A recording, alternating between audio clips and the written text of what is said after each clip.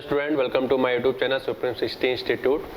आज हम लोग बात करेंगे कॉम्प्लेक्स नंबर में ज्योमेट्रिकल इंटरप्रिटेशन का। ये है आपका सेकंड वीडियो। तो मैंने आपको बताया था कि ज्योमेट्रिकल इंटरप्रिटेशन से रिलेटेड, जिसमें हम लोगों ने प्रीवियस वीडियो में देखा है कि कार्टेशियन प्लेन और आर्गन प्लेन में डिफरेंस क्या क्या होते हैं।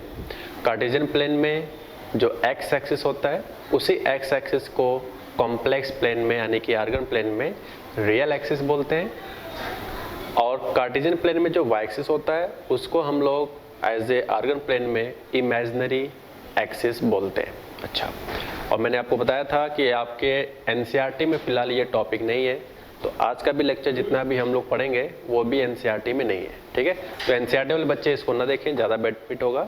बाकी जिनके सिलेबस में वो लोग देखें। ठीक है, तो अब हम लोग बात करते हैं क्वेश्चंस में क्या क्या चीज़ें यहाँ पे सीखने वाले हैं। Okay guys, so now start. Z1 equal to x1 plus i/y1। तो अब बताओ गाइस, यहाँ पे कोऑर्डिनेट के हिसाब से क्या लिख दिया सकता है? x1 y1। Z2 है x2 प्लस i/y2। तो एज ए कोऑर्डिनेट क्या लिख सकते हैं? x2 कामा y2। ओके, सो now start. Z1 minus Z2 क्या होगा? इसमें पूछूं आपसे, मैंने दो कॉम्प्लेक्स नंबर लेट किया इस तरह का, तो ये कोऑर्डिनेट में आपको पता है लिखते हैं। अच्छा, अब मैं पूछूं कि इन दोनों को सब्ट्रैक्ट करो, क्या आएगा? तो x1 minus x2 plus iota common y1 minus y2। अब मैं अगर इसका इसका अगर हम मॉड निकाले दोनों तरफ का, तो ये कुछ इस तरह का हो जाएगा सिचुएशन। ठीक है, लेफ्ट साइड का मॉड लिया, राइट हैंड साइड का। एक्चुअली मुझे एक थ्योरी इंट्रोड्यूस कराना है, लेकिन मैं आपको ये फील कराना चाहता हूँ कि क्या रीजन है कि वो थ्योरी को हम यही नाम देते हैं। तो उसका वो मैनिपुलेशन समझने से पहले आपको ये स्टेप्स आपको समझने चाहिए। ठीक है, फाइनली हमें याद ही करना है, बट वो कैसे हुआ, क्या रीजन है कि इसको यही बोलते हैं, इसलिए मैं ये थोड़ा सा आपको बता रहा हूँ। तो आपको याद होगा कि mod of a plus i b, mod of a plus i b, तो ये हो जाएगा a square plus b square. Okay, और ये हो जाएगा आपका डिस्टेंस। इसका मतलब है कि यहां पे हम एक चीज सीखने वाले हैं कि आज के बाद पूरे कॉम्प्लेक्स नंबर में from first lecture to last lecture, जब तक फिनिश ना हो जाए, difference between two complex number को हम लोग बोलेंगे distance between Z1 and Z2। कैसे पता चल पा रहा है कि डिस्टेंस है? क्योंकि ये चीज आपको इन दो पॉइंट्स को करने वाला डिस्टेंस का फॉर्मूला आपने अगर 11th में कोऑर्डिनेट पढ़ा है स्ट्रेट लाइन में तो ये पढ़ा होगा, वरना आप 9, 10 में तो जानते ही हो डिस्टेंस फॉर्मूला क्या होता है। ठीक है, तो ये मैं उसी हिसाब से डिस्टेंस फॉर्मूला आपके सामने यहाँ पे लिख के दिखा रहा हूँ। गाइस, तो इसको अच्छे से आप नोट करो क्या क्या है। तो यानी कि आज के बाद किसी भी कॉम्प्लेक्स नंबर का डिफरेंस का मॉड लगा है तो वो हमेशा डिस्टेंस कहलाएगा बिटवीन पहला कॉम्प्लेक्स नंबर और जो माइनस के बाद लिखा होगा। ये मेरा वर्ड ध्यान से समझो, यही बात का हम बोल बोल के हमेशा फायदा उठाएंगे क्वेश्चंस में। Z1 जो भी पहले लिखा होगा उसके बाद तुरंत माइनस दिखना चाहिए, फिर माइनस के बाद जो दिखेगा उसके साथ डिस्टेंस है। यानी इस बात को अगर हम मैथमेटिकल रिप्रेजेंट करें एज ए डायग्राम, तो हम ये कह सकते हैं दिस इज द Z1 और दिस इज Z2। ये रहा दो कॉम्प्लेक्स नंबर। अब इनका डिफरेंस यानी कि ये क्या कहलाएगा मैथमेटिकली? डिस्टेंस कहलाएगा। किसके किसके बीच का? Z1 एंड Z2 का। तो इस चीज के नीचे अब इसको डायग्राम में बना लो। ठीक है, अब हम थोड़ा सा और अंडरस्टैंडिंग को क्लियर करते हैं, डिस्टेंस का क्या क्या मीनिंग होता है। ठीक है, इसको नोट कर लो। अब हम लोग मीनिंग को समझ चुके हैं, अब उससे रिलेटेड कुछ एग्जाम्पल देखते हैं। एक बार लास्ट टाइम थोड़ा मीनिंग फिर समझ ले, सही रहेगा। सो रूल बना हम लोग का कि किसी भी दो कॉम्प्लेक्स नंबर को डिफरेंस के बाद अगर मॉड लिया जाए, तब उस क्वेश्चंस में इस चीज का जो रीडिंग होगा, जो पढ़ने का तरीका होगा, वो ये होगा कि ये वास्तव में डिस्टेंस बताना चाह रहा है। किसके बीच का? Between first complex number and minus के बाद जो होगा वो कॉम्प्लेक्स नंबर। तो एज ए ज्योमेट्रिकल इंटरप्रिटेशन के हिसाब से हम इस तरह से बोल सकते हैं। ठीक है, जैसे एग्जाम्पल लिखा है, जैसे मैं कहूँ ये किसके किसके बीच का डिस्टेंस है, तो आप क्या बताओगे? Distance between Z1 and 3Z2, ठीक है। जैसे मैं पूछूं ये किसके बीच का डिस्टेंस है, तो this is the distance between Z। अब यहाँ पे कंफ्यूजन होता है, मैंने क्या बताया था, Z1 के बाद माइनस होना चाहिए, लेकिन यहाँ तो माइनस है ही नहीं। तो इससे हम ये जज करने को मिलता है कि Z प्लस आई को मैथमेटिकली पहले हम किस तरह से ब्रेक करें, माइनस बनाना पड़ेगा किसी भी कीमत पे। तो माइनस माइनस क्या हो जाएगा, प्लस आई, बस हो गया। तो इसलिए कहेंगे distance between Z1, this is Z only, Z and what, minus का आई, ठीक है। माइनस होना चाहिए, ध्यान रहे, तभी डिस्टेंस बनेगा। जैसे ये लिखा है, तो ये इसको मैथमेटिकली माइनस टाइम्स कॉमन लेना पड़ेगा इस तरह के लूप में, ठीक। तो आप देख सकते हो यहाँ पे Z माइनस कॉमन जैसे लिया, सो this is the Z1 and minus time this is Z2। अगर तुम फॉर्मूले से अगर इसको यहाँ पे समझना चाहते हो तो इस तरह समझ सकते हैं, पहला है Z1 एंड माइनस के बाद जो होता है वही Z2 कहलाता है, ठीक है। तो ये तो जस्ट मैं आपको बताने के लिए कर रहा हूँ। तो यानी कि ये क्या कहलाएगा, ये भी डिस्टेंस है किसके बीच का, distance between Z and 2 minus 5 iota, ठीक है। अच्छा आगे बढ़ते हैं। जैसे ये किसके बीच का डिस्टेंस है, ये तो पहले से बना बनाया है, so distance between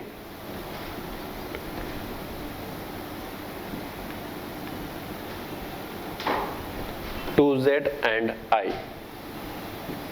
2Z and I, ये किसके बीच का डिस्टेंस है, distance between 3Z1 and 5Z2, 3Z1 and 5Z2।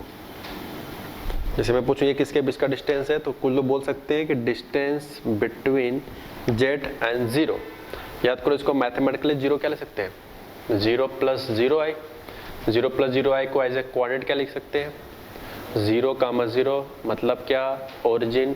तो इसलिए 0 से डिस्टेंस ना बोल के इसको इस तरह से बोला जाता है, distance between Z and origin, ठीक है। यानी कि इसको मैथमेटिकली क्या लिखा है, मॉड Z, ठीक है। यानी जो मॉड Z होता है उसी को हम लोग क्या बोलते हैं कि वो Z का ओरिजिन से डिस्टेंस है, ठीक है। ओके, तो ये सिर्फ हमने ये कुछ एग्जाम्पल दिए हैं ये बताने के लिए कि कभी भी आज के बाद मॉड के अंदर कितना हो भी कॉम्प्लेक्स नंबर लिखा हो, उसका सिर्फ मतलब एक ही होता है कि वो दो किसी कॉम्प्लेक्स नंबर को ज्वाइन करने वाला जो लाइन बनेगा उसके बीच का डिस्टेंस कहलाता है, ठीक है। अब हम लोग इसका यूज़ करके कुछ क्वेश्चंस ऐसे करेंगे जो प्रीवियस लेक्चर में हम लोगों ने मैथमेटिकली प्रूव किया था कि सर्किल रिप्रेजेंट करता है, लाइन रिप्रेजेंट करता है, व्हाटएवर एनी टाइप्स का, ओके। अब हम लोग इस कॉन्सेप्ट का यूज़ करके आपको लोकस को बिना फाइंड किए, बिना कैलकुलेट किए ये बता सकते हो कि इसका लोकस क्या आएगा 100%, क्योंकि एग्जाम में खास तौर पे आपके लोकस के नाम पूछे जाते हैं। अगर कॉम्प्लेक्स नंबर में सवाल है तो ज़्यादातर यही आता है फिलहाल तो, ओके। बट मैं नहीं कह रहा हूँ ऐसे गारंटी 100% की, तो ज़्यादातर यही पूछा जाता है कि ये कुछ लिख दिया जाएगा और आपसे पूछेगा कि ये क्या रिप्रेजेंट करता है, समथिंग, एलिप्स है कि पैराबोला है कि सर्किल है कि स्ट्रेट लाइन है या वाई एक्सिस है कि रियल एक्सिस है, समथिंग। तो इस तरह कुछ भी पूछे जा सकते हैं, ठीक है। तो वो उसमें हम लोग का ये डिस्टेंस वाला जो कॉन्सेप्ट है सिर्फ यही वाला चीज़ यूज होता है, जिसके थ्रू हम लोग बहुत ईजिली वे में चीज़ों को समझ सकते हैं, ठीक है। इसको अच्छे से नोट करो। अब हम चलते हैं उस तरह क्वेश्चंस पे। अब हम लोग कुछ क्वेश्चंस करने जा रहे हैं। इस तरह क्वेश्चंस हम लोगों ने प्रीवियस लेक्चर में भी किया हुआ है, मैं आपको याद दिलाता हूँ कैसे किया गया था। तो इसमें है फाइंड लोकस ऑफ Z। हमने क्या बताया था, जिस कॉम्प्लेक्स नंबर का लोकस पूछे सिर्फ उस कॉम्प्लेक्स नंबर को x प्लस आई वाई मान लेते हैं। तो x प्लस आई वाई मान के आपको यहाँ लगाना है, फिर मॉड, वो सारा कुछ आपको मैंने प्रीवियस लेक्चर में बताया था।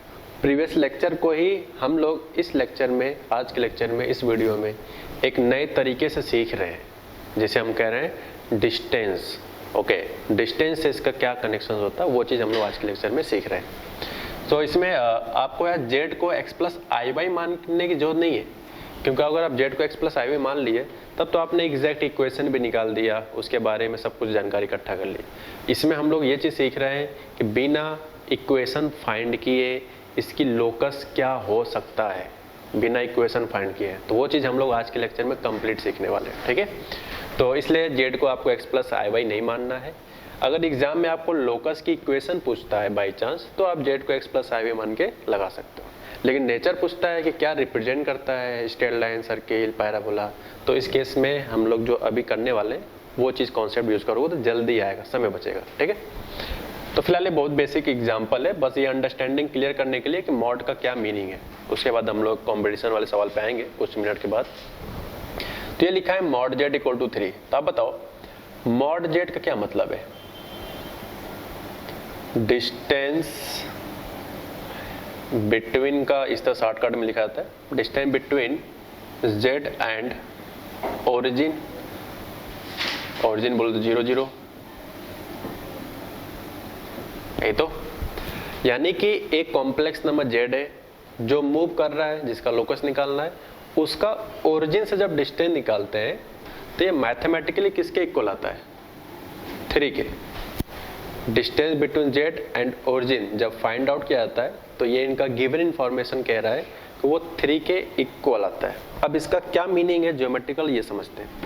तो ये रहा ओरिजिन, देखो मैं बिना ग्राफ बनाए आपको ये बता सकता हूँ कि लोकस क्या आएगा, कहीं कुछ नहीं लिखा है, ठीक है। देखो ये रहा ओरिजिन, ओरिजिन का किससे डिस्टेंस? जेड से। तो जैसे सपोज दैट जेड मान लो यहाँ पे, दिस इज ओरिजिन। तो जब इसको ज्वाइन करेंगे तो क्वेश्चंस क्या कह रहा है कि कितना लेंथ का है? 3 लेंथ का है, ऐसा इनका कहना है, ठीक, ओके। मान लो जेड अगर यहाँ हो गया तो कुछ अब वेरिएशन करने का समय आ गया है, चीज़ों को समझो। कुछ लोग सोच रहे होंगे यार इतना आसान सवाल, इतना डिफिकल्टी क्या किया जा रहा है, क्योंकि जब अभी डिफिकल्ट क्वेश्चन आएगा तो मैं इसी आसान बात से क्वेश्चंस को अच्छे से क्रिएट कर क्वेश्चन को सॉल्व कर लेंगे हम लोग। तो इसको पहले गहराई से चीज़ों को समझो क्या बोल रहा हूँ। तो यहाँ पे ओरिजिन हो गया जेड, तो ये डिस्टेंस क्वेश्चन में कहा गया था कि जेड का ओरिजिन डिस्टेंस जो है वो 3 है, तो चलो इक्वल हो गया। मान लो जेड अगर यहाँ आ गया, क्योंकि लोकस ऑफ जेड है यानी वो पॉइंट मूव करता है, तो जेड एक जगह होगा नहीं, कहीं भी हो सकता है 3D में, कहीं भी स्पेस में, ओके। तो जब यार इससे ज्वाइन करेंगे तो क्या ये 3 आएगा मैथमेटिकली? यार लुक वाइज दिख रहा होगा कि ये 3 है, तो ये तो यार कुछ 3 से ज़्यादा हो गया। इसका मतलब है कि जो जेड है अगर इस बात को होना है तो इस पार्ट के उधर तो नहीं जाना चाहिए समथिंग। अच्छा चलो ये बात तो कंफर्म हो गया, आगे बढ़ते हैं। मान लो जेड आपने गलती से यहाँ लिख दिया, भाई लोकस निकाल लें कहीं भी लिख सकते हैं। जब अब डिस्टेंस निकालेंगे इसका ओरिजिन से तो क्या ये 3 आएगा? 3 तो इतना है, तो ये तो यार लुक वाइज दिख रहा होगा शक्ल से कि 3 से कम आ रहा है। इसका मतलब है कि जेड जो है इस लाइन के इधर नहीं आ सकते, नहीं उधर जा सकते। तो इसका मतलब किधर जा सकते हैं कि जब जब 3 रहे, जैसे यहाँ पे डिस्टेंस वाइज क्या आ रहा है? सेम आ रहा है। थोड़ा सा मैं डिस्टेंस वाइज इसको इक्वल कर लेता हूँ, सिर्फ समझना है, सुनना है सिर्फ, ठीक है, कुछ नहीं कॉपी करना है, सिर्फ सुनो, एंजॉय करो, ठीक है। सिर्फ ये ऐसे पॉइंट हैं जिनको ज्वाइन करें अगर ओरिजिन से, तो ये सब क्या फॉर्म करेंगे? डिस्टेंस हमेशा क्या रहेगा? 3 रहेगा। सिर्फ सुनना है गाइस, आपको लिखेंगे बाद में हम लोग, ठीक है। तो ये जितने भी पॉइंट मूव करते हैं उनको एक कर्व पार्ट में या सीधा ज्वाइन कर दिया जाए, उस जितने भी डॉट डॉट हैं, तो उस डॉट डॉट को ज्वाइन करने के बाद जो ज्योमेट्री, जो शेप डेवलप होता है वही हमारा कर्व का पाथ की इक्वेशन कहलाता है। तो जैसे ही हम इसको ज्वाइन करेंगे समथिंग, तो अब लुक वाइज देख सकते हो यार कि ये आपको शक्ल से क्या दिख रहा है कि ये क्या रिप्रेजेंट कर रहा होगा। सिर्फ इस पॉइंट को ज्वाइन कर रहा हूँ, ठीक है, थोड़ा आगे पीछे लग रहा होगा थोड़ा। इसका मतलब है कि इसका जो शेप आएगा ये का सर्किल फॉर्म में आएगा, ठीक है। और अगर सर्किल फॉर्म में आएगा तो इससे क्या सीखने को मिला कि ये जो जेड होगा ये सर्कल के कहाँ पे होगा? सरकमफेरेंस पे। और ये सरकमफेरेंस पे होने के कारण इसका ओरिजिन से जो डिस्टेंस होगा वो हमेशा 100% क्या कहलाएगा, 3। तो इसलिए मैं थोड़ा सा ये चीज़ आपको एक अलग फॉर्मेट दिखा रहा हूँ, थोड़ा देखने में लुक वाइज अजीब लग रहा है, लेकिन जो इसका एक्चुअल ग्राफ है वही है, ठीक है। तो इसको मैं मिटा देता हूँ, ये जब बस फिल कराने के लिए बताया हूँ कि आप इस 3 के रिस्पेक्ट में जेड को इसके आगे ले गए तो 3 से ज़्यादा हो जाएगा, थोड़ा सा पहले आ गए तो 3 से कम हो जाएगा, हमें तो एग्जैक्टली 3 चाहिए। इसका मतलब है कि वो किसी न किसी के सरकमफ्रेंस पे हो जिसका डिस्टेंस ओरिजिन से सेम हो। तो यही तो सर्किल का डेफिनेशन होता है कि एक फिक्स पॉइंट का मूविंग पॉइंट से डिस्टेंस हमेशा एक कांस्टेंट आता है, तो वो एक सर्किल रिप्रेजेंट करता है। ओके, तो जो आपको ग्राफ बनाना है सिर्फ और सिर्फ वो जो इस समय बोर्ड पे आपको दिख रहा है ये बनाना है, ये वाला। तो इसको देखकर हम क्या यहाँ पे इंटरप्रिटेट कर सकते हैं, ये बोल सकते हैं कि locus of Z lie on circumference.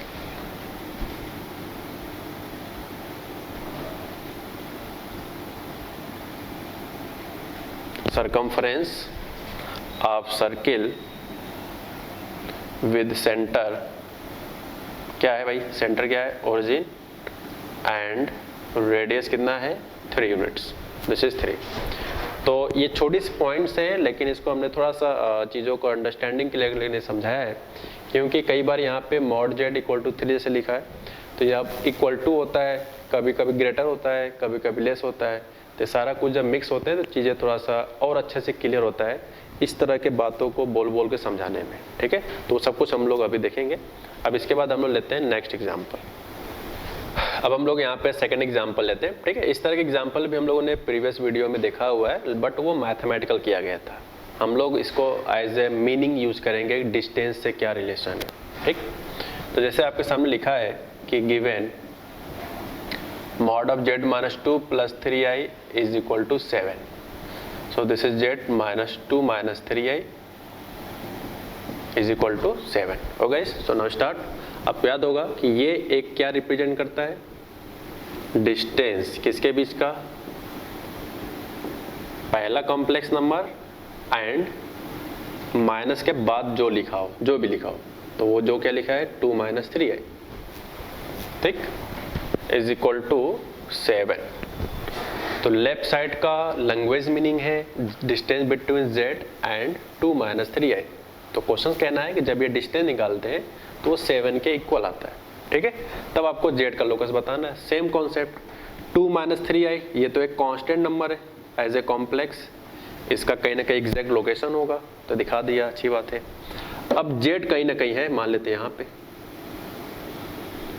अब रूल कह रहा है कि z का जब इस पॉइंट से डिस्टेंस निकालते हैं तो 7 आता है, ऐसा इनका कहना है क्वेश्चन में, इक्वल टू 7 आता है, एग्जैक्टली 7 आता है। तो यार बताओ z के अगर उधर गए गलती से, यहाँ पे मान लो z ले लिया सपोज दैट यहाँ पे, तब तो अब डिस्टेंस निकालेंगे तो 7 तो नहीं आएगा, लुक वाइज दिख रहा होगा कि 7 से ज़्यादा आएगा। अच्छा, मान लो z थोड़ा सा कम कर लिए, क्योंकि भाई जेड लोकस है ना, तो लोकस का पॉइंट कहीं भी मूव कर सकता है, तो हम इसी तरह से कुछ वेरिएशन मूव करा के आपको बता रहे हैं। मान लो यहाँ पे जेड हुआ, तो जब अब डिस्टेंस निकाला जाएगा यहाँ पे तो 7 से तो कम आएगा, क्योंकि 7 तो इतना है।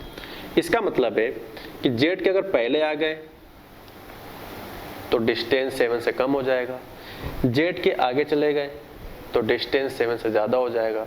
अपने को सिर्फ एग्जैक्टली 7 चाहिए। इसका मतलब है कि इस पोर्शन को किस चीज़ पे लाई करना चाहिए, सर्किल पे, ठीक है, सर्किल के सरकमफरेंस पे। तो गाइस, तो ये सारा केस जितना भी होगा, सिर्फ ये वो पॉइंट्स होंगे जो एक सर्किल पे लाई करने के लायक है। और जब जब इन सरकमफरेंस पे जेड रहेगा, तब तब आप 2 माइनस 3i से जब जब डिस्टेंस निकालोगे तो वो हमेशा 7 के इक्वल आता रहेगा। तो इसीलिए ये लाई करता है किस पे, सरकमफरेंस ऑफ ए सर्किल। तो यानी कि लोकस ऑफ जेड क्या हो गया, इक्वेशन नहीं बता रहे हैं, ध्यान दें, मैं सिर्फ यहाँ क्या बता रहा हूँ आपको, सर्किल मतलब ये क्या रिप्रेजेंट करता है। तो लुक वाइज दिख रहा होगा सर्किल है। फिलहाल अगर हमने डिसाइड कर लिया कि ये कर्व रिप्रेजेंट करता है, तो उस कर्व के अकॉर्डिंग हम लोग उसकी इक्वेशन भी निकाल सकते हैं। ऐसा नहीं है कि हम लोग सिर्फ इस मेथड से इसका आइडेंटिफिकेशन कर रहे हैं कि ज्योमेट्री कौन सा है। अगर आपने ज्योमेट्री आइडेंटिफाई कर लिया तो इसके हेल्प से हम लोग ये भी डिसाइड कर सकते हैं कि ये इसकी इक्वेशंस क्या होंगे, क्योंकि एग्जाम में आपको इक्वेशन भी पूछा जा सकता है और ज्योमेट्री के नाम भी पूछे जा सकते हैं। ठीक है, तो यानी कि जो 2 - 3 आई है ये सर्किल का क्या है, सेंटर, और जो 7 दिख रहा है वो इस सर्किल का क्या है, रेडियस। यानी कि लोकस ऑफ जेड क्या रिप्रेजेंट किया,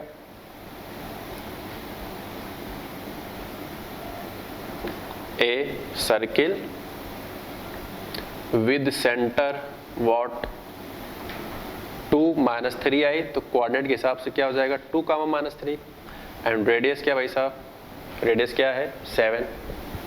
ठीक, तो ये बात हम लोग कमेंट कर सकते हैं।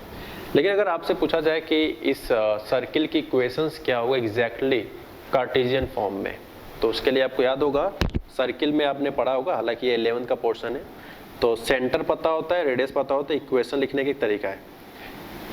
जो यार अभी अपेयरिंग में है, जो लोग अभी पढ़ रहे नहीं है कम्प्लीटली 11th में, ये उनके डायरेक्ट तो नहीं समझ में आ रहा होगा, लेकिन जो 12th में और 12th पास आउट है उनके लिए बहुत आसानी से समझ में आ गया होगा कि मैं क्या बताना चाह रहा हूँ। वैसे मैंने बता दिया कि 11th वाले अगर कोऑर्डिनेट पढ़े तो ही ये वीडियो और इसका प्रीवियस वीडियो देखें तो बेटर होगा।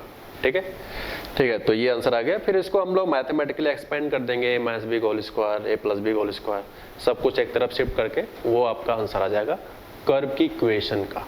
ठीक है, तो हम लोग इस मेथड से ये भी सीख रहे हैं कि डायरेक्टली बिना कर्व की इक्वेशन कैसे आइडेंटिफाई किए बगैर उसका नाम दे पा रहे हैं, लेकिन इस मेथड से हम लोग उसकी इक्वेशन भी निकाल सकते हैं। ठीक है, okay, so now let's next example, इसको आप कॉपी कर लो। तो हम लोग आज के लेक्चर का ये कुछ कॉन्सेप्ट हम लोग और सीखने जा रहे हैं, जिसमें लिखा है कि इफ़ प्लीज़ आपको साथ साथ कॉपी नहीं करना है वरना आपको काफ़ी सारे प्रॉब्लम फेस करने पड़ेंगे। मैंने कुछ इसमें चीज़ें हिडन किया हुआ है, वो पूरा अच्छे से लिखूंगा तब बताऊंगा, पहले आपको समझना है पढ़ने क्या जा रहे हैं। If Z1 is a fix complex number, पहले कि इसके एक एक पॉइंट को समझते हैं।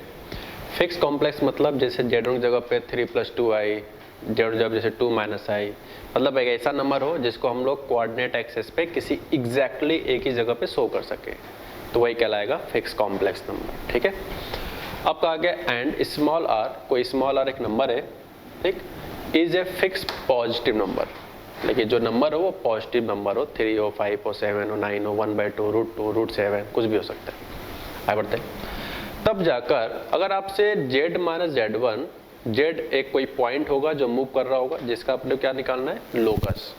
तो अगर ये डिस्टेंस निकाले तो बाई चांस अगर r के इक्वल आ गया मान लो, तो अगर r के इक्वल आया तो हम कहेंगे कि locus of Z lies on the circle with centre, कहलाएगा ये fix complex number with centre Z1 and its radius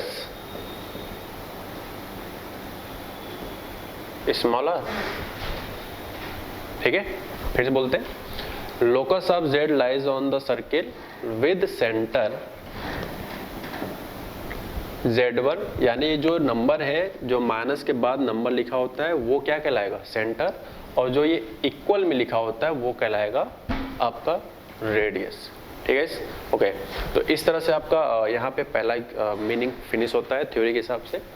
अब बात करते हैं सेकंड से पहले फर्स्ट का आपको पहला इतना लिखने बाद नीचे को डायग्राम आपको शो कर लेना है समथिंग टाइप का, क्योंकि मैं हर जगह बना के पॉसिबल नहीं दिखा पा रहा, स्पेस कम है। तो ये रहा आपका Z1 वाला लोकेशन और ये रहा आपका रेडियस, मैं यहाँ लिख के दिखा देता हूँ। ठीक है, और ये रहा आपका Z, यानी जो Z होगा वो कहाँ लाई कर रहा है, सरकमफरेंस पे, यानी कि यहाँ पे क्या लिखा है, ऑन लिखा है ना, ऑन, इसलिए सरकमफरेंस पर है। तो थोड़ा सा एक बड़ा साइज में बना लेना, लुक वाइज अच्छा दिखना चाहिए। चलो भाई आगे बढ़ते हैं। अब कहा गया है कि अगर Z - Z1 निकाले, बाई चांस इस R से अगर ज्यादा आ गया तो क्या करेंगे, चलो इक्वल के लिए तो ऑन अप्लाई करता है, अगर मान लो ज्यादा आता है तो इस सिचुएशन में क्या करेंगे, तो कहना है कि locus of z lie outside the circle,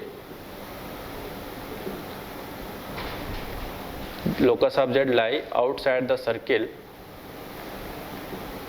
with center z1 and radius r2, its radius r2 बोले तो r, ठीक है। अब इसका ज्योमेट्री क्या बनेगा, तो देखो ये रहा इसका ग्राफ, ये ग्राफ किसका है, अगर मैं यहाँ Z1 लिखूं और यहाँ पे आपको रेडियस लिखूं तो ये ग्राफ अभी किसका है, तो ये पॉइंट सरकमफ्रेंस पर है ZZ।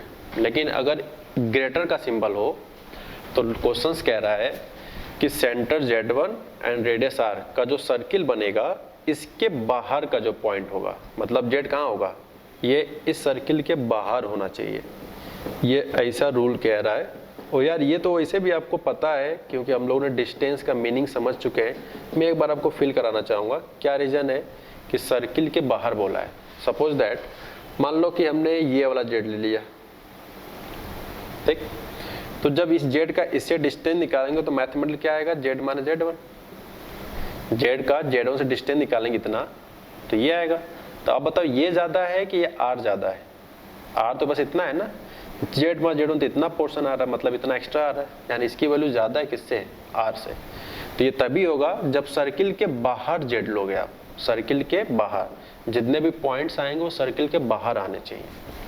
ओके, तो ये कॉन्सेप्ट रहा आपका सेकंड से related.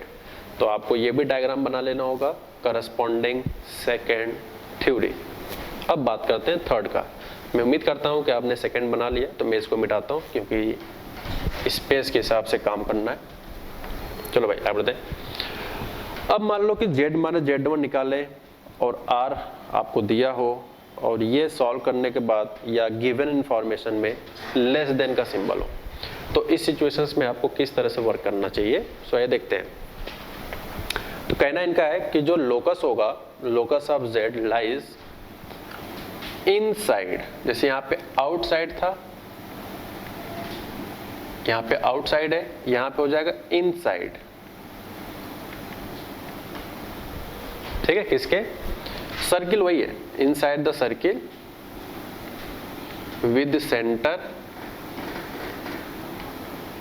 Z1 and Z2, Z1 and radius, sorry Z2 नहीं है, Z1 and its radius R, this is R, ठीक है।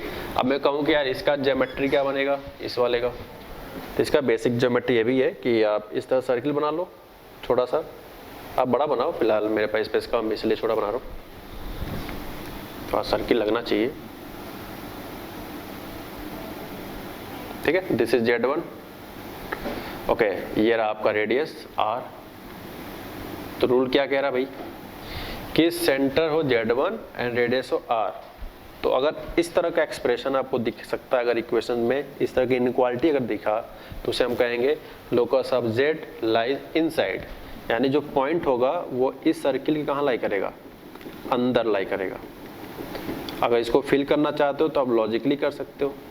जैसे मान लो ये वाला अगर Z ले लिया जाए समथिंग, ये छोटा वाला, तो इस Z का Z1 से डिस्टेंस निकालेंगे तो रेडियस तो पूरा है लेकिन हमने पॉइंट अंदर लिया है, इसका मतलब है कि Z माइनस Z1 रेडियस से कम आएगा, देख सकते हो रेडियस से कम है, ठीक है, ओके।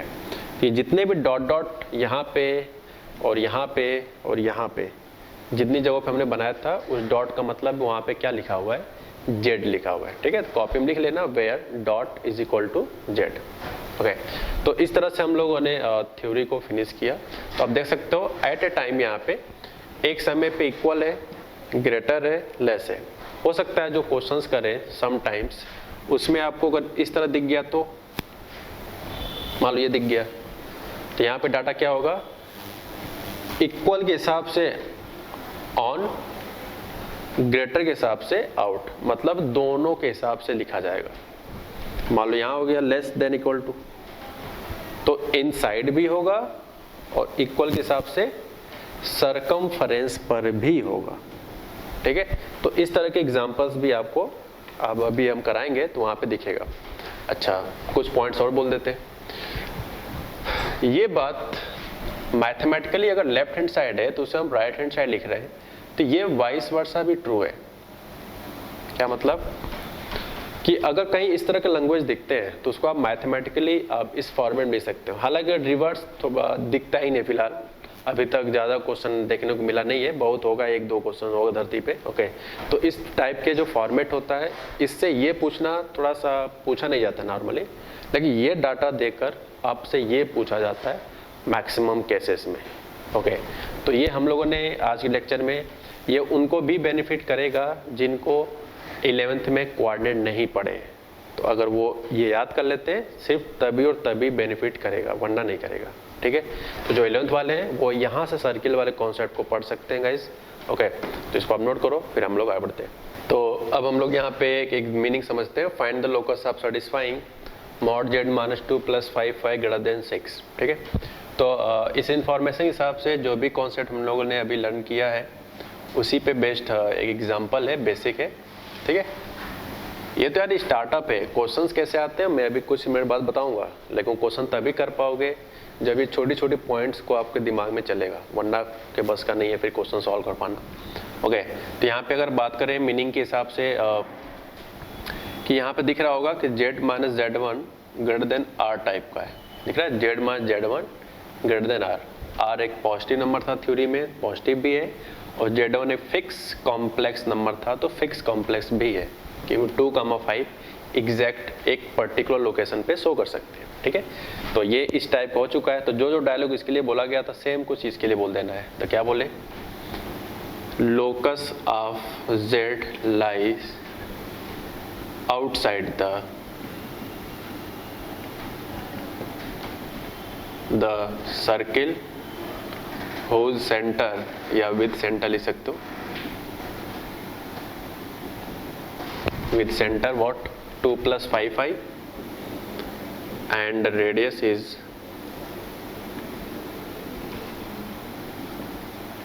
r = 6। ठीक है, ये डायलॉग हम लोग बोल सकते हैं। तो डायग्राम क्या बनेगा, ये रहा आपका सर्किल, ये रहा आपका सर्किल। ठीक है, तो ये रहा आपका 2 + 5y बोले तो 2,5। मैथमेटिकली आप कोऑर्डिनेट में ले सकते हो 2 + 5y को 2,5। ये रहा रेडियस आपका 6। तो अगर इतना बनाते हो तब तो आपने ये जो डायग्राम बनाया वो इक्वल का ग्राफ बनाया है, लेकिन अपने को ग्रेटर चाहिए। तो रूल क्या कहता है, पहले इक्वल ग्राफ बना लो, फिर उस इक्वल वाले ग्राफ के पोर्शन से आउटसाइड के पॉइंट्स हमारा आंसर होगा।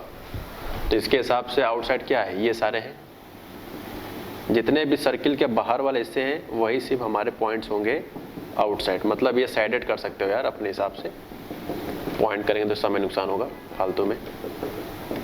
ठीक है, तो ये जो सर्किल के बाहर वाले हिस्से हैं यही सिर्फ होगा हमारा ग्रेटर के हिसाब से।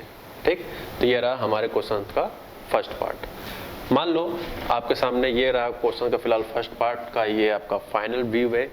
तो इसका जो ऑप्शंस होंगे एग्जाम में ये लिखा जाएगा। पहला ऑप्शन जैसे ये देने के बाद पहला ऑप्शन होगा z लाई आउटसाइड, दूसरा ऑप्शन z लाई इनसाइड, तीसरा option z lie on the circumference, and last option is none of this. तो इस तरह के ऑप्शन दिए जा सकते हैं। तो फिलहाल इस एग्जांपल का आपको आउटसाइड वाला ऑप्शन टिक कर देना है। ठीक है, अच्छा, अब मान लो सेकंड एग्जांपल दे कि यहाँ पे ग्रेटर के बगल लेस लिखा है, तो आपका जो भी डायलॉग है सिर्फ क्या चेंज होगा, जहाँ पे मैंने आउटसाइड बोला बस यहाँ पे क्या बोल देना आपको, इनसाइड। और जब इनसाइड बोलेंगे तो डायग्राम क्या बनेगा, सर्किल पहले बना लो। ठीक है, सर्किल बना लो, पहले सर्किल बना लो, बन गया। ये रहा 2,5y, यानी 2 + 5y को 2,5।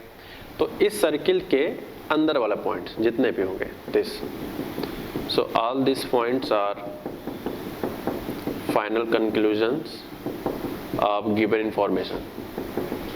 तो ये जितने भी पॉइंट्स इनसाइड है सर्किल के वही हमारा इस पार्ट का आंसर होगा।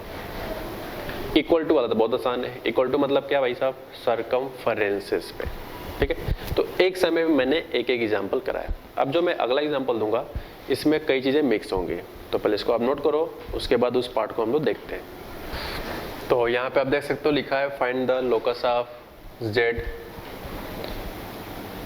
satisfying 2 less than mod z में 3i less than 7। ठीक है, क्या मतलब है समझते हैं। ये यार ये जो रूल आपको बता रहा हूँ ये तो आपको इनक्वालिटी से ही पता है कि जब किसी भी इनक्वालिटी में दो इनक्वालिटी एक साथ शो किए जाएं इस फॉर्मेट के, तो उसको हमेशा आप दो पार्ट्स में ब्रेक करके ही सॉल्व करते हो ऑलवेज। ये तो 100% पॉइंट्स है। तो z minus 3i greater than 2 है और सेकेंड है z minus 3i less than 7 है। और क्योंकि हमें इसका ग्राफ बनाना है तो इसका मतलब दोनों का इंटरसेक्शन, ये बात इंटरसेक्शन वाला भी हमने इनक्वालिटी में पढ़ाया आपको। ठीक है, तो ऐसा नहीं कि मैं यहाँ पे बोल रहा हूँ पहली बार। तो आप बताओ अगर मुझे इसका ग्राफ बनाना है तो इसका क्या मीनिंग है, यानी कि locus of z lie outside the circle, centre क्या है 3i, बोले तो 0,3। भाई यहाँ पे क्या लिखा है 0 प्लस 3i, तो कोऑर्डिनेट के हिसाब से 0,3। और रेडियस क्या है इसकी 2। ठीक, यहाँ पे क्या डालोगे बोले लोकस ऑफ z लाइज, देखो लेस लिखा है, लेस बोले तो इनसाइड द सर्किल सेंटर, यहाँ थोड़ा लिख लेना circle with centre, circle with centre. थोड़ा मेरे पास स्पेस कम इसलिए कंजूसी कर रहा हूँ, फिलहाल यहाँ तो ज़्यादा है। With centre 0,3 and radius is small r is what 7। ठीक है, अब दोनों को हमें एक साथ शो करना है। कई बार क्या होता है एग्जाम में यार फाइंड लोकस ऑफ z ना बोल के यहाँ ये बोलता है कि find area which moving on z जिस पाथ पे मूव करता है उसका एरिया बताओ। समटाइम्स एरिया से पूछ देता है, तो ये थोड़ा सा अच्छा क्वेश्चन बन जाता है हमारे एग्जाम में। ठीक है, चलो भाई क्या होगा, ये रहा रेडियस 7 वाला। अब बात करें कि 2 वाला रेडियस कहाँ खींचे, यहाँ खींचे, यहाँ खींचे, या यहाँ, या इसके बीच में छोटा सा, या किस जगह पे। तो देखो ध्यान से, फर्स्ट एंड सेकेंड दोनों का सेंटर सेम है, दोनों का सेंटर सेम है। यानी कि जो कंपास होता है इसका रेडियस कैसे बनाएगा दोनों सर्किल को, कंपास एक जगह फिक्स होके एक बार लेंथ आप मेजर किए होगे 7 यूनिट्स का और एक बार मेजर किए होगे 2 यूनिट्स का, उसके बाद 2 सर्किल बन गया होगा। कोऑर्डिनेट में इसे कहा जाता है जिनके सेंटर सेम होते हैं उसे हम लोग कॉन्सेंट्रिक सर्किल कहा जाता है। कॉन्सेंट्रिक मतलब जिसका सेंटर सेम हो, यानी कि अगर ये 7 रेडियस वाला है तो 2 रेडियस वाला भी इसी के अंदर होगा। ठीक है, इसकी रेडियस आपको दिख रहा होगा 2 है और इसकी रेडियस क्या है आपकी 7। ठीक, अब बात करें साइडेड क्या है। भाई साइडेड रीजन कौन सा है, तो देखो z माइनस 3i। ठीक है, तो जिसकी रेडियस 2 है वो कह रहा है कि हमारे सर्किल के बाहर z लाइज आउटसाइड। तो ये रहा 2 रेडियस वाला सर्किल दिस, तो इसके जब बाहर जाएंगे छोटे वाले का तो ये तो पूरा रीजन आएगा बाहर, दिस समथिंग सर्कमफ्रेंस के बाहर, 2 रेडियस वाले के सर्कमफ्रेंस के बाहर। लेकिन 7 वाला कह रहा है कि यार इनसाइड, तो ये रहा 7, तो 7 के हिसाब से पूरा अंदर आएगा। तो जब दोनों का इंटरसेक्शन लेंगे, दिस इंटरसेक्शन, तो सिर्फ ये वाला वो पोर्शन होगा जिसमें आपका z जो होगा वो 2 से ज़्यादा वाले में भी लाई करेगा और 7 से लेस वाले में। तो इस पार्ट का ये डायग्राम आपका बना है बोर्ड पे। तो फिलहाल एग्जाम में डायग्राम को ज़्यादा इंपॉर्टेंस नहीं दिया जाता है, इंपॉर्टेंस इसमें एरिया से दिया जाता है। तो मैंने डायग्राम भले पूछा है, लेकिन अगर आपसे पूछ दिया जाए एक नया क्वेश्चन तौर पे कि फाइंड एरिया, इस एग्जाम्पल में अगर पूछा जाए आपसे कि फाइंड एरिया, तो बताओ भाई साहब क्या होगा, फाइंड एरिया से क्या रिलेशन होगा, तो हो जाएगा पाई आर स्क्वायर, बड़े वाले सर्किल में से छोटे वाले सर्किल का एरिया सब्ट्रैक्ट कर दो। ठीक है। सो 49 पाई माइनस का 4 pi, so this is guys 445 pi answer. तो इस तरह से आपसे एरिया भी पूछा जा सकता है, मे बी। ओके, इसको नोट करो, इसके बाद हम लोग नेक्स्ट चलते हैं। एक क्वेश्चन हम लोग यहाँ करते हैं, JEE मेंस 2015 में आया था, ठीक है। लिखा है कि एक complex number Z is set to be unimodular. इन्होंने Z को कहा क्या कि तुम Y यूनिमॉडुलर हो। यूनिमॉडुलर का मीनिंग हमने आपको बताया था, फिर भी जिनको नहीं मालूम होता उन्होंने फिलहाल हिंट दे दिया है कि इफ यदि मॉड Z इक्वल टू 1 हो, अगर मॉड Z इक्वल टू 1 हो तो Z को क्या बोल सकते हो यहाँ पे, यूनिमॉडुलर। वैसे भी अगर ये ना भी देता फिर भी हमें पता है कि यूनिमॉडुलर मतलब होता है उस कॉम्प्लेक्स का मैग्नीट्यूड 1 के इक्वल, ठीक है। सपोज अब आपको दो नए कॉम्प्लेक्स नंबर रिप्रेजेंट किए गए। Suppose Z1 and Z2 are complex number such that ये जो कॉम्प्लेक्स नंबर आपको दिख रहा है, दिस अकॉर्डिंग टू क्वेश्चन इसको भी क्या कहा गया, यूनिमॉडुलर। यानी कि लैंग्वेज में इस कॉम्प्लेक्स को यूनिमॉडुलर कहा गया है। इसका मतलब है कि इस कॉम्प्लेक्स का अगर हम मैग्नीट्यूड निकालें तो 100% क्या आना चाहिए, बोलो भाई 1 आना चाहिए। इन्होंने बोला है ना कि दिस कॉम्प्लेक्स इज आल्सो यूनिमॉडुलर। आगे क्या गया, एंड Z2 इज नॉट यूनिमॉडुलर। लेकिन Z2 जो हो यूनिमॉडुलर नहीं है, मतलब मॉड Z2 की वैल्यू किस चीज़ के इक्वल नहीं हो सकता, 1 के। क्यों, बिकॉज गिवन क्या भाई, because given is Z2 is not यूनिमॉडुलर,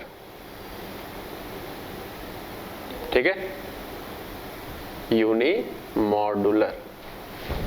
तो इसलिए मॉड Z2 की वैल्यू हम लोग 1 एक्सेप्ट नहीं करेंगे, ठीक है। सो नाउ स्टार्ट, नेक्स्ट इज यहाँ पे फिर कहा गया देन, तब आप बताओ कि जो Z1 हो कहाँ लाई करेगा। क्या अगर वो एक सर्किल पे लाई करता है तो उसकी रेडियस क्या 2 होगी, अगर वो Z1 सर्किल पे लाई करता है तो क्या रेडियस √2 होगा। इस तरह से बाकी के दो ऑप्शन आपको दिए गए, ठीक है। सो आइए देखते हैं गाइस कैसे करें। तो यहाँ पे आपको पता होगा मॉड की प्रॉपर्टी कि हम लोग इस तरह से डिस्ट्रीब्यूट करके लिख सकते हैं। मॉड को हमेशा न्यूमरेटर डिनोमिनेटर में डिस्ट्रीब्यूट होता है। उसके बाद इसको क्रॉस मल्टीप्लाई कर सकते हैं। अब आपको कुछ याद आ रहा होगा प्रीवियस टू प्रीवियस लेक्चर,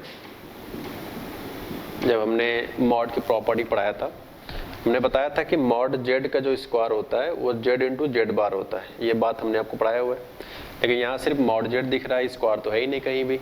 इसका मतलब है, अच्छा एक चीज़ और क्लियर कर लूँ, कुछ स्टूडेंट यहाँ पे एक चीज़ कंफ्यूज हो जाते हैं कि यार जैसे हमने पढ़ाया है, जो लोग पढ़े लिखे होते हैं वो कंफ्यूज होते हैं, जो ज़्यादा पढ़े लिखे नहीं होते हैं क्योंकि उनको याद ही नहीं है तो कंफ्यूज की कोई बात ही नहीं होगी। ओके, आपको याद होगा मॉडुलस चैप्टर में पढ़ाया था कि mod x equal to mod y, so x equal to plus minus y मैंने आपको बताया था, याद है, mod x equal to mod y, तो x equal to plus minus y। तो कुछ स्टूडेंट यहाँ पे मे बी एग्जाम में ये गलती कर दिए होंगे, लेकिन जब ये मैंने फॉर्मूला पढ़ाया था तो साथ ही साथ ये भी बताया होगा कि for all x y belongs to real, जो अंदर वाले नंबर हो वो रियल होने चाहिए, तभी ये रूल लगता है, वरना नहीं लगता है। अब बताओ क्या रियल नंबर है, नहीं, क्यों, क्योंकि Z1 Z2 कैसा नंबर है, कॉम्प्लेक्स नंबर, तो ये पूरा अंदर का मसाला कैसा है, वो एक कॉम्प्लेक्स नंबर है, ध्यान दें, इसलिए हम लोग ये रूल नहीं लगा सकते। तो कुछ स्टूडेंट को ये भी गलतियां कर सकते हैं, तो मैंने फिलहाल गलती बता दिया कि आप गलती क्या क्या कर सकते हो, ठीक है। चलो अब क्या करें, अब वही रास्ता है कि मॉड Z का square equal to Z into Z bar बनाना पड़ेगा। तो यहाँ तो सिर्फ मॉड Z है, स्क्वायर तो है ही नहीं, तो हम यहाँ पे बोथ साइड अपने तरफ से होल स्क्वायर कर देते हैं ताकि फॉर्मूले को अच्छे से हम लोग यूज कर सकें, ठीक है। तो गाइज इतना आप नोट कर लो, क्योंकि मेरे पास स्पेस फिलहाल कम है, तो मैं इस पूरे क्वेश्चंस को मिटाऊंगा, सिर्फ कैलकुलेशन हम लोग सॉल्व करना सीखेंगे, ठीक है। अब हम लोग यहाँ से कैलकुलेट करते हैं बोथ साइड होल स्क्वायर करने के बाद। तो this is the complex number is Z1 minus 2Z2 into Z1 minus 2Z2 का कंजुगेट, ठीक है। ये फॉर्मूला होता है, क्योंकि mod Z square equal to क्या होता है, जो भूल गए फिर से लिख लें बगल पे, ठीक है, Z इंटू Z बार। तो ये कहीं लिख लो कॉर्नर में, हम यही वाला कॉन्सेप्ट यहाँ पे लगा रहे हैं, और राइट हैंड साइड भी सेम हो जाएगा। So 2 minus Z1 into Z2 bar into 2 minus Z1 into Z2 bar का बार, बोले तो कंजुगेट का कंजुगेट। ओके, अब याद करो कंजुगेट की भी हम लोग प्रॉपर्टी पढ़े हुए, क्या पढ़े भाई? कंजुगेट की प्रॉपर्टी क्या है कि सब्ट्रैक्शन, एडिशन, मल्टीप्लिकेशन, डिवाइडेशन सब में अलग अलग सेपरेट हो जाता है। जब इसमें सेपरेट करेंगे तो याद करो फिर यहाँ पे प्रोडक्ट रूल आएगा, लेकिन प्रोडक्ट रूल में दो कॉम्प्लेक्स नंबर होता है तभी कंजुगेट सिर्फ कॉम्प्लेक्स नंबर पे लगता है, तो लेकिन दो तो कांस्टेंट नंबर है तो इसलिए सिर्फ कहाँ पे शो करेंगे? कॉम्प्लेक्स नंबर यानी कि Z2 पे। Is equal to right hand side हो जाएगा 2 एक कॉम्प्लेक्स नंबर नहीं बल्कि एक नंबर है, इसलिए यहाँ पे कंजुगेट नहीं लिखेंगे। फिर जब यहाँ पे कंजुगेट किया जाएगा तो यहाँ पे हम समय बचाना चाहेंगे फिलहाल इस तरह से, इसका अलग इसका अलग। फिर यहाँ पे दो कॉम्प्लेक्स को मल्टीप्लाई करके कंजुगेट किया गया है, तो ये भी रूल पढ़ाया गया था कि अलग अलग डिस्ट्रीब्यूट हो जाता है। चलो अलग अलग हो गया। ये प्रॉपर्टी नंबर फर्स्ट था जब कंजुगेट पढ़ाया था कि कंजुगेट का कंजुगेट दोनों कंजुगेट हट जाता है। तो मैंने समय बचाते हुए सब कुछ ध्यान रखते हुए मैंने इतना अच्छे से रिड्यूस किया है, ठीक है। अगर समय नहीं बचाता तो कम से कम आपको 4 स्टेप अभी और लिखने पड़ते, एक एक स्टेप दिखा कर। चलिए आगे बढ़ते हैं। अब इनका मल्टीप्लिकेशन करो, आंसर आ गया है Z1 into Z1 bar minus 2 times Z1 Z2 bar, इसका मल्टीप्लाई करो minus 2 times Z2 Z1 bar plus 4 times Z2 into Z2 bar, ठीक है। इज इक्वल टू, मैं यहाँ लगा देता हूँ 2 2 जा 4 minus 2 Z1 bar into Z2 minus 2 times Z1 into Z2 bar minus minus plus, मैं यहाँ लिख सकता हूँ Z1 into Z1 bar into Z2 into Z2 bar. आगे पीछे बस लिखा है, बाकी सारा सिचुएशन सेम है, ठीक है। देखते हैं कुछ कैंसिल हो रहा होगा शायद, जैसे 2 Z1 बार Z2 माइनस में इस साइड भी है और इस साइड भी है, ठीक है साहब। और ये पोर्शन भी कैंसिल हो रहा है, इससे बीच में इक्वल है ना, तो दोनों तरफ का सेम साइन कैंसिल हो जा रहा है। अब क्या क्या बच रहा है? जैसे Z1 इंटू Z1 बार को लिख सकते हैं मैथमेटिकली मॉड Z1 का स्क्वायर, अच्छी बात है भाई, प्लस 4 मॉड Z2 का square, it's good, and this is 4 plus ये क्या भाई मॉड Z1 का स्क्वायर, बाजू वाला मॉड Z2 का स्क्वायर, ठीक है। सारा चीज को आप लेफ्ट साइड बुलाओ, आ जाओ आ जाओ आ जाओ। तो राइट वाले को लेफ्ट बुला लेते हैं, माइनस 4 माइनस Z1 का स्क्वायर मॉड Z2 का स्क्वायर इज इक्वल टू 0। अब इसमें से कुछ पोर्शंस ऐसे हैं यार जो कॉमन होने के लायक है, जैसे मैं आपको यहाँ करके दिखाता हूँ कॉमन के हिसाब से। सपोज दैट अब इसमें से कॉमन निकाल सकते हो या ये भी सही है, नो प्रॉब्लम। जो मैंने एक जैसे सिंबल बनाए उसमें से कॉमन निकाल लो। तो कॉमन यहाँ पे मॉड Z1 का स्क्वायर आएगा, यहाँ बचेगा आपका 1 माइनस मॉड Z2 का स्क्वायर प्लस, इसमें से अगर माइनस का 4 कॉमन ले ले, माइनस का 4, तो ये हो जाएगा 1 माइनस मॉड Z2 का स्क्वायर। देखो यार कभी भी कॉमन वाला कॉन्सेप्ट अगर नहीं समझ में आता है तो सबसे बेस्ट तरीका होता है कि जो लिखे उसको उल्टा सॉल्व करो, अपने आप पता चल जाएगा। कैसे?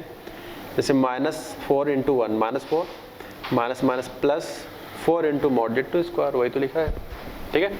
और राइट साइड क्या भाई साहब 0। अब क्या क्या बचा? दोनों में से कॉमन क्या जाएगा?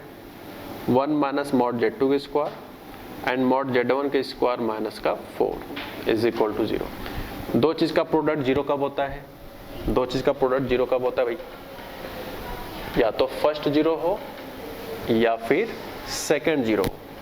उसी हिसाब से यहाँ पे हम लोग 1 माइनस मॉड Z2 का स्क्वायर इक्वल टू 0 कर रहे हैं, या फिर मॉड Z1 का square minus 4 equal to guys 0 कर रहे हैं। सो गाइस यहाँ से मॉड Z2 का स्क्वायर इज इक्वल टू 1, तो मैथमेटिकली मॉड Z2 की वैल्यू होता है प्लस माइनस 1, लेकिन माइनस 1 नहीं ले सकते हैं क्योंकि किसी का मैग्नीट्यूड कभी नेगेटिव नहीं हो सकता। तो क्या ले सकते हैं भाई? लिख दिया दोनों। अब कौन सा सही है कौन सा गलत है वो आपको रिजल्ट पता है। माइनस 1 कभी नहीं हो सकता क्योंकि मॉड का आउटपुट हमेशा पॉजिटिव होता है। इस क्वेश्चंस में प्लस 1 हो सकता था बट इस केस में भी नहीं होगा क्योंकि क्वेश्चंस में कहा गया है कि Z2 इज नॉट यूनिमॉडुलर, यानी मॉड Z की वैल्यू किसके इक्वल नहीं है, 1 के। तो इस बेसिस पे ये दोनों ही गलत हो गए। ठीक है, मैंने लिखा था कहीं mod Z is not equal to 1। Okay, second क्या बचा, मॉड Z1 के square is equal to 4। So mathematically यहाँ पे दो रिजल्ट्स आएगा, प्लस का 2 और माइनस का 2। तो किसी चीज का मैग्नीट्यूड नेगेटिव हो नहीं सकता, पॉजिटिव तो हो सकता है। अब आपका काम हो गया क्लियर, क्योंकि हमने छोटे सवाल से स्टार्ट करता हूँ। देख सकते हो जो आंसर तक जाना है वो छोटे सवाल का एक हिस्सा है। क्या, Z1 का लोकस बताना था, आपको बताना था कि ये कहाँ लाई करेगा। तो याद करो, ये किससे डिस्टेंस है, Z1 का ओरिजिन से, और ये 2 के इक्वल आ रहा है। इसका क्या मतलब कि Z1 जो होगा वो एक सर्किल पे लाई कर रहा होगा जिसका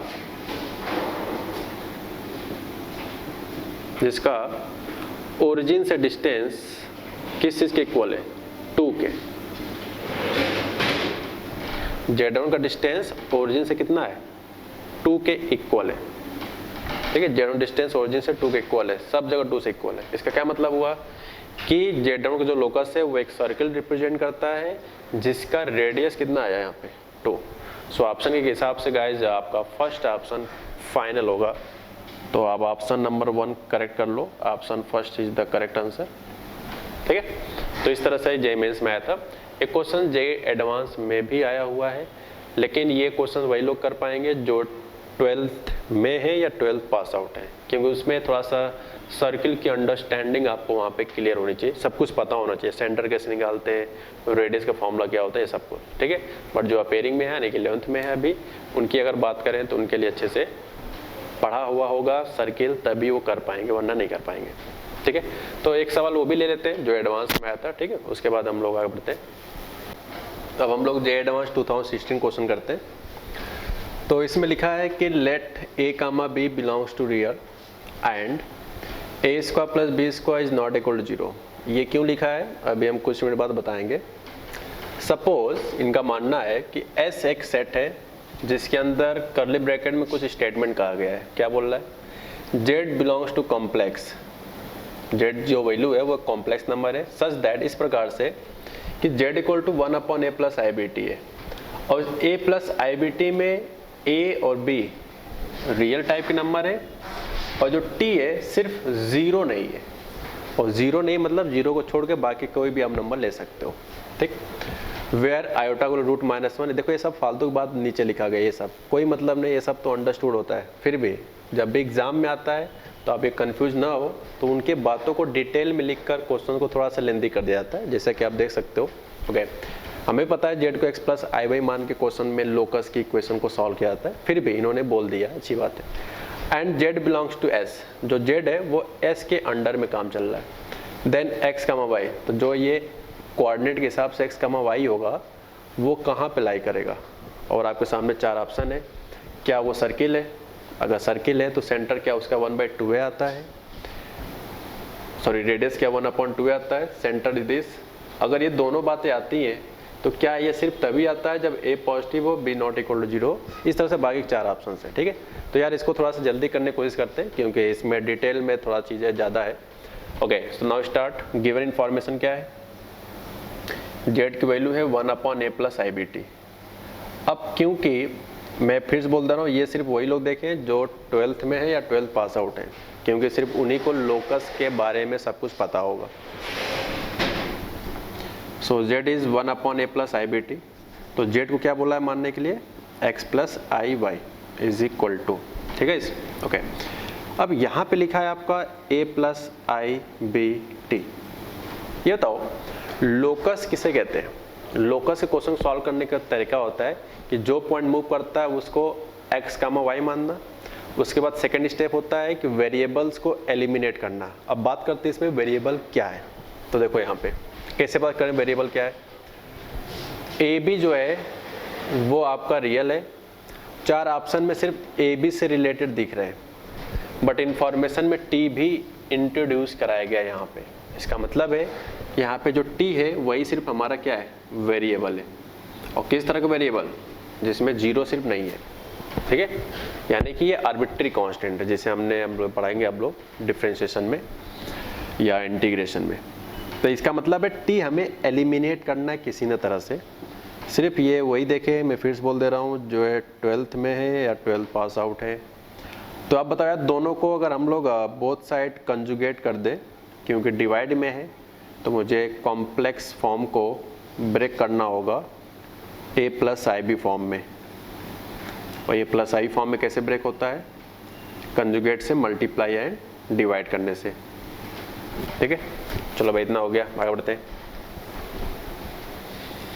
तो x plus iota y is equal to a minus i b t whole divide by a plus b a minus b. जब नीचे सेट कर लेंगे सब कुछ अच्छे से तो ये हो जाएगा a square plus b square into t square. ठीक है, t एलिमिनेट करना ध्यान रहे, क्योंकि ऑप्शन में t नहीं है, तो इस बात से हमें आइडिया लगा कि t जो होगा वो वेरिएबल होगा, यानी पैरामीटर होगा। ठीक, चलो चेक करते हैं आगे। अब right hand side a plus i form बन चुका है, a square b square t square minus times b t divided by a square plus b square t square into iota x plus iota y। अब आप देख सकते हो left side एक complex number है और बराबर है राइट हैंड साइड के कॉम्प्लेक्स नंबर का। तो इस सिचुएशन में क्या करना चाहिए? जब दो कॉम्प्लेक्स नंबर इक्वल होते हैं तो क्या रूल था कि रियल पार्ट रियल के इक्वल हो और इमेजिनरी पार्ट इमेजिनरी के इक्वल होना चाहिए। ठीक है, रियल पार्ट रियल के इक्वल हो और इमेजिनरी पार्ट इमेजिनरी के इक्वल हो। तो हमने दोनों क्वांटिटी को आपस में इक्वल कर लिया।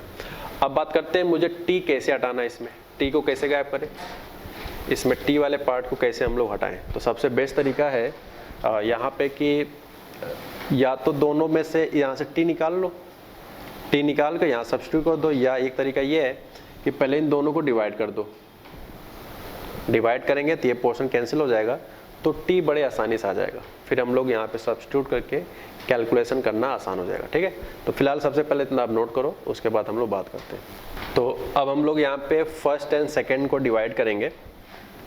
हमारे दिमाग में सिर्फ एक चीज़ चल रहा है कि मुझे टी किसी तरह से एग्जैक्ट आ जाए, उसके बाद हम लोग यहाँ सब्स्टिट्यूट करके वेरिएबल को एलिमिनेट कर सकें। तो डिवाइड करें तो एक फ़ायदा हो गया यहाँ से कि x अपॉन वाई आ जाएगा और ये पोर्शन से कैंसिल हो जाएगा। सो फाइनली आ जाएगा माइनस ए अपॉन बी इंटू टी। तो यहाँ से टी कितना आ जाएगा? माइनस ए वाई अपॉन बी एक्स। ठीक है, अब इसकी वैल्यू आप किसी भी एक जगह पे सब्स्टिट्यूट कर सकते हो यार, ये आपकी इच्छा है।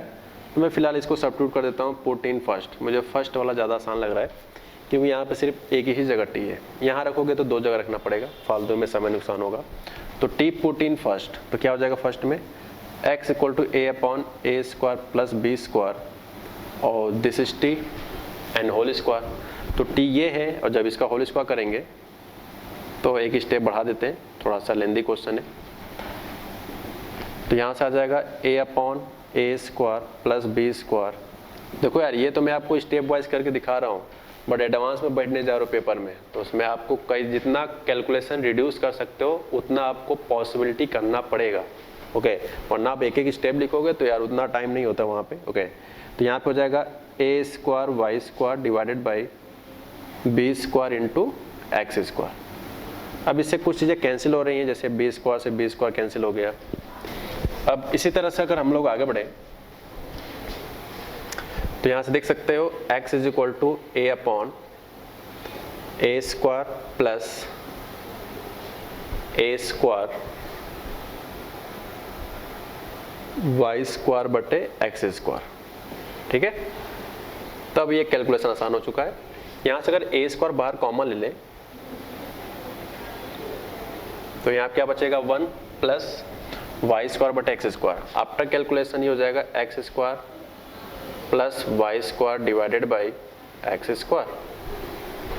ठीक है, अब एक्स स्क्वायर को ऊपर ले जाओ, कितना हो जाएगा भाई?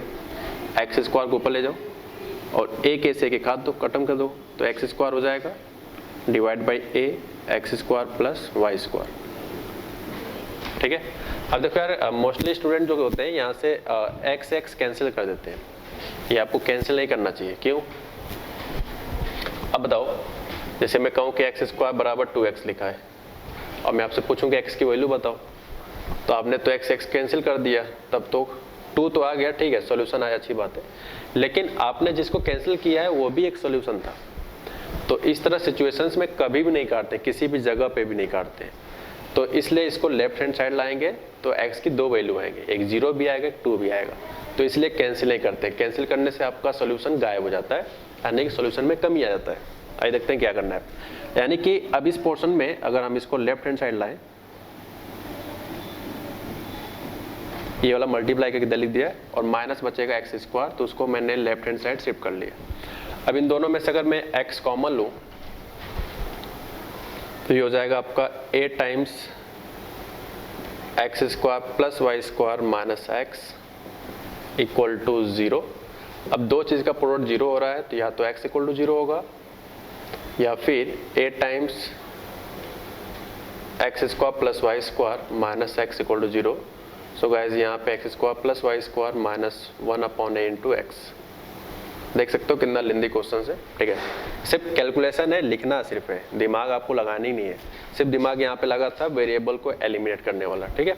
अब चलो ऑप्शन पढ़ते हैं, सॉल्यूशन हमारा आ चुका है।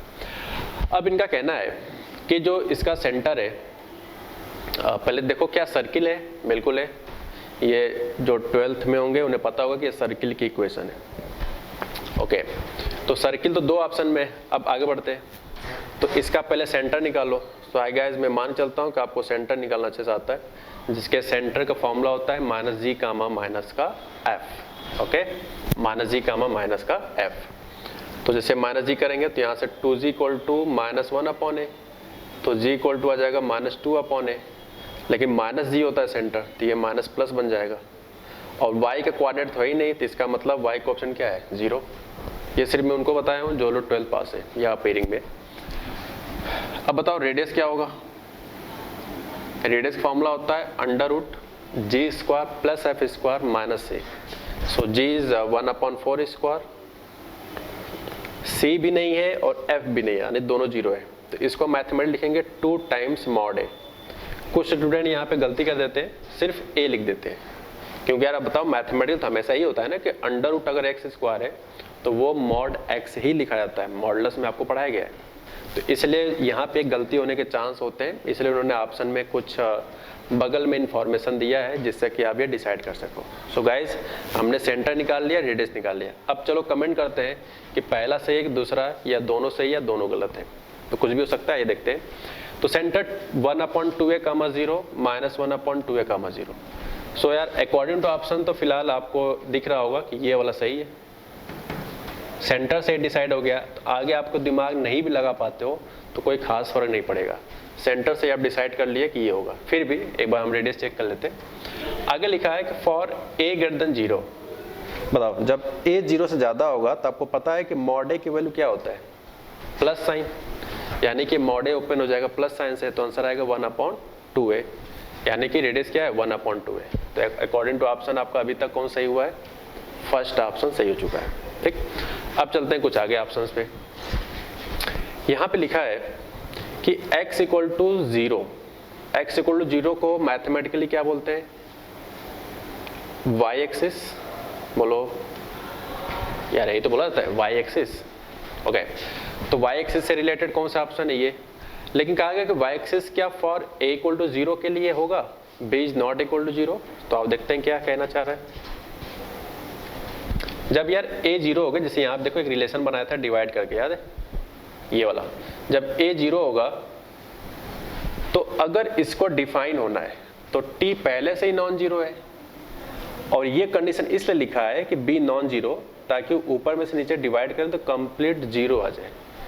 ऊपर वाला 0 है, b 0 नहीं है, जैसे मान लो 5 लिखा है तो 0/5 क्या होगा 0, तो यानी कि x/y इक्वल टू 0, तो x equal to 0, x equal to 0 मतलब y एक्सिस, यानी कि आपका कौन सा ऑप्शन भी सही आ रहा है, लास्ट ऑप्शन, ठीक है। अब चलो देखते हैं कि ये सी ऑप्शन सही है कि नहीं, क्योंकि बी ऑप्शन तो इनके हिसाब से गलत हो चुका है। सी ऑप्शन क्या कहा गया, the x axis. X axis आने के लिए आपको इक्वेशन में y इक्वल टू 0 आना पड़ेगा। फिलहाल पूरे एक्सप्रेशन में y इक्वल टू 0 दूर दूर तक कहीं भी नहीं दिख रहा है, तो इसलिए इन्होंने कुछ कंडीशन लिखा है b इक्वल टू 0 का। अब बताओ हम लोगों ने अभी एक रिलेशन बनाया था, थोड़ा सा मैं आपको करके दिखाता हूँ। जब दोनों कॉम्प्लेक्स नंबर को इक्वल किया था तब तो आया था -bt divided by a square plus b square t square. अब जाके देखो, जिसे हमने इक्वेशन नंबर सेकेंड लिखा था, ठीक है। तो अब बताओ, कह रहा है कि b अगर 0 है तो ये तो यार अंडरस्टूड हो गया कि अगर b 0 है तो पूरा मिला क्या आ जाएगा, 0। b 0 है तो पूरा पोर्शन क्या हो जाएगा, 0 हो जाएगा।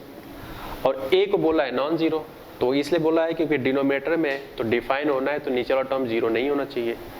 तो न्यूमरेटर एंड नीचे है नॉन जीरो, तो ऊपर 0 है नीचे है 0 नहीं, मतलब 5 3 2 कुछ भी। तो आफ्टर डिवाइड क्या आएगा, y = 0। और अगर y = 0 हो गया मतलब क्या, x एक्सिस, यानी कि आपका सी ऑप्शन भी सही है, ठीक है। तो इस तरह के हम लोगों ने इस क्वेश्चन को अच्छे से फिनिश किया, ठीक है, नोट कर लो।